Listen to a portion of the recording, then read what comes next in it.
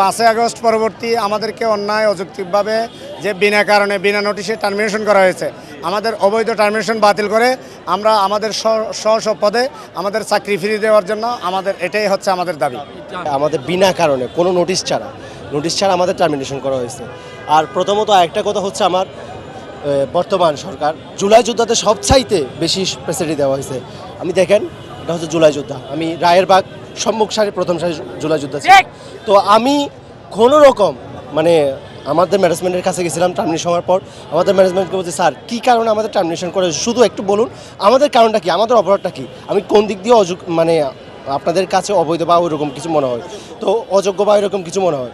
আমাদের ম্যানেজমেন্ট আমাদের কোনো আনসার দিতে পারে নাই। তো আমাদের ম্যানেজমেন্টে যিনি HR হেড ছিল, ওনার সাথে আমি ফিজিক্যালি নিজেই গেছি, ওনার সাথে কথা বলছি। উনি আমাকে বলতেছে, আমরা পরিস্থিতির শিকার, তুমি আমার এখানে বসে দেখো আমি কি অবস্থায় আছি, তোমাদের যদি চাকরি টার্মিনেশন করা না হয় আমার ব্যাংকের অস্তিত্ব ঠিক থাকবে না, এইরকম আমাকে স্টেটমেন্ট দিছে। আজকে আমরা তো আন্দোলন করেছি, আপনারা দেখেছেন শান্তিপূর্ণভাবে।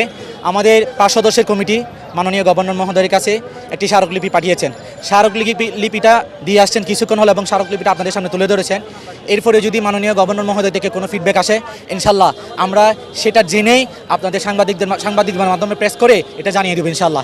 আমরা চাই একজন সাংবাদিক তার চাকরি ফিরিয়ে পাক, একজন প্রশাসনের লোক তার চাকরি ফিরিয়ে পাক, একজন বেসরকারি ব্যাংকের লোক তার চাকরি ফিরিয়ে পাক, এবং আমাদের মতো মাজলুম যারা আছে বিগত ফ্যাসিস্টের আমলে পেটের দায়ে চাকরিতে ঢুকেছে তাদেরকে মূল্যায়ন করা হোক। আমরা রাজপথে থাকতে চাই না, আমরা অশান্তি করতে চাই না, আমরা আমাদের কাজে ফিরে যেতে চাই। আমরা গত 20 জুলাই আল আরাফাহ ইসলামী ব্যাংক থেকে আমরা হঠাৎ করে বিকালবেলা আমাদের চাকরি টার্মিনেট করে ব্যাংকের ম্যানেজমেন্ট, যারা অবৈধ ম্যানেজমেন্ট, যারা সরকারের একটা মানবিক দিক থেকে দায়িত্ব পেয়ে তারা আমাদের যারা অরিজিনাল যারা মালিক ব্যাংকের তারা ছিল না, তাদেরকে ওভারটেক করে এই ব্যাংকের অবৈধ ম্যানেজমেন্ট আমাদের চাকরি টার্মিনেট করেছে। আমরা একজনের 4 বছর 5 বছর 7 বছর পর্যন্ত আমরা আল আরাফাহ ইসলামী ব্যাংকে নিয়োজিত ছিলাম, এবং এই চাকরি পুনর্বহালের জন্য যখন আমরা আবার ব্যাংকের সামনে এসে আন্দোলন করি, সে পর্যায়ে ব্যাংক ম্যানেজমেন্ট, অবৈধ ম্যানেজমেন্ট আমাদেরকে পুলিশি হামলা, আমাদের বিভিন্নভাবে 2টা মামলা করছে। আমি এই মামলা 3 নম্বর আসামি, উনি 4 নম্বর আসামি।